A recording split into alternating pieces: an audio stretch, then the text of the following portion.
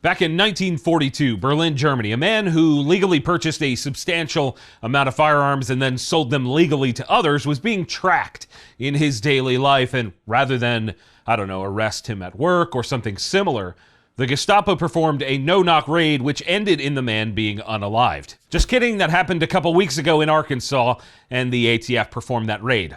All over the man being suspected of not having an FFL when he maybe should have, allegedly. The problem that persists here is that the ATF has never really given a concrete definition of their terminology, engaged in the business, when it comes to transferring firearms. We saw some language used in the Bipartisan Safer Communities Act, but nothing from the ATF itself until now. I'm Jon Patton, and the fight for gun rights continues. If you want to see more videos like this one, please leave a comment below so that I know what you guys want to see right here on this channel. Now, at the time of this recording, this document was published on the ATF website, but had not yet been entered onto the Federal Register, so some of the dates are missing. This is their final rule concerning the definition of engaged in the business as a dealer in firearms. And I'm going to try to break this 466-page document down a little bit for you guys. Essentially, they've taken some of the definitions from that atrocious Safer Communities Act and dumped them into this. Yay for agenda-driven rulemaking, right? Great, that's just great. Weaponize the ATF. Ugh. Just gross. My biggest takeaway here is that they are changing the language to try and regulate someone's intent, which is super dangerous to allow. The definition of engaged in the business as applied to a dealer in firearms says that they are in the business to predominantly earn a profit through the repetitive purchase and resale of firearms. It also says that this does not include occasional purchases, exchanges, or sales of firearms for the enhancement of a personal collection. The phrase predominantly earn a profit is defined as the intent underlying the sale or disposition of a firearm is predominantly one of financial gain as opposed to other intents such as improving or liquidating a personal firearm collection, provided that the person is not doing it for criminal purposes or terrorism.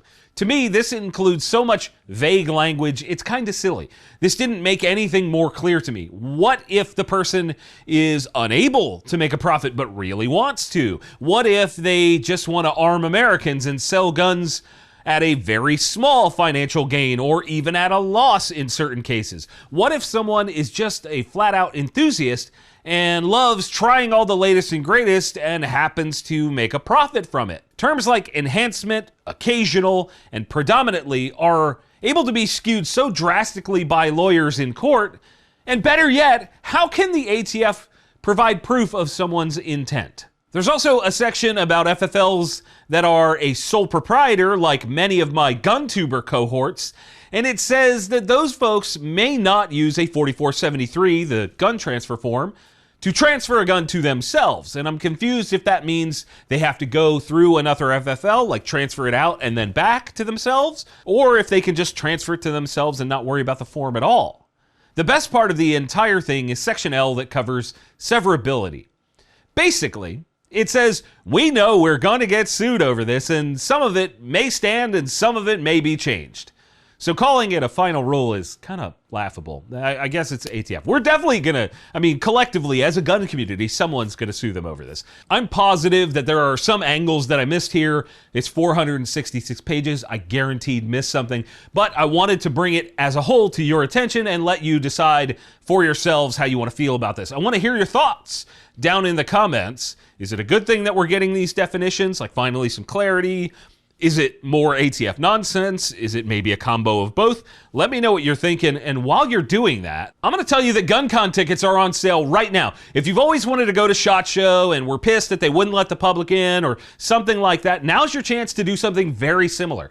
Over 60 brands are involved in GunCon. Over 170 of your favorite gun tubers will be there at Brownells in Iowa on June 29th. GunCon.net is the place to go get your tickets right now.